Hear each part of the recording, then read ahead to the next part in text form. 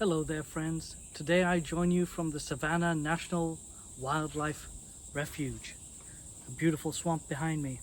And today I'll be sharing with you a couple of questions answered in an interview on mindfulness from the collection on mindfulness by HBR. Alison Beard speaks with Ellen Langer, who has spent decades in the mindfulness space. And there are a couple of questions that Alison asks that I thought are very interesting and I'd like to share with you. The first question is, how do you create a more mindful organization? And the second question is her response to Alison suggesting that she probably doesn't like checklists. So we'll hear what Ellen has to say about a mindful organization and checklists and how to create them in a more mindful way. So, how do you create a more mindful organization? Ellen Langer says, when I'm doing consulting work with companies, I usually start by showing everyone how mindless they are and what they are missing as a result. You can be mindless only if two conditions are met. One, you've found the very best way of doing things, and two, nothing ever changes. Of course, those conditions can't be met. They can never be met. Things will always be changing, and because things are always changing, you always need to be finding a better and better way of doing things. So, if you are going to work, you should be there. You should be present and be noticing everything. Then, Ellen says that she explains that there are alternative ways of getting anywhere. And in fact, you can't even be sure that the destination that you've chosen, the original path that you were on, is ultimately where you'll want to be in the future.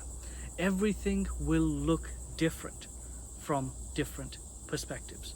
So that's the first thing to get in mind, is the perspective on the goal and what the objective is. I tell leaders, she continues, that they should make not knowing okay. I don't know, you don't know, nobody knows, rather than acting like they know, so everyone else pretends that they know, which leads to all sorts of discomfort and anxiety. Make it a comfortable, normal scenario for people to not know the answers to things, because when you don't know the answers to things, you will try to seek the answers rather than trying to impose an answer or pretend that you know something. Eliminate zero accident policies is what Ellen says. Of course, if you are in a position in a company in which there are safety concerns, and don't interpret it in that way. Zero accident policies in terms of management and getting things done. If you have a zero accident policy, then you are going to have a maximum lying policy. Get people instead to ask why. What are the benefits of doing it this way versus doing it another way? And when you do that, everyone relaxes a little bit because they don't feel like they're going to be punished, and you're all better able to see and take advantage of opportunities when you start breaking things down and framing them into benefits and objectives. Ellen gives an example here. She says, I was working with a nursing home years ago, and a nurse walked in complaining that one of the residents didn't want to go to the dining room. She wanted instead to stay in her room and eat peanut butter. So I butted in and I said, well, what's wrong with that? Her answer was, what if everybody wants to do it?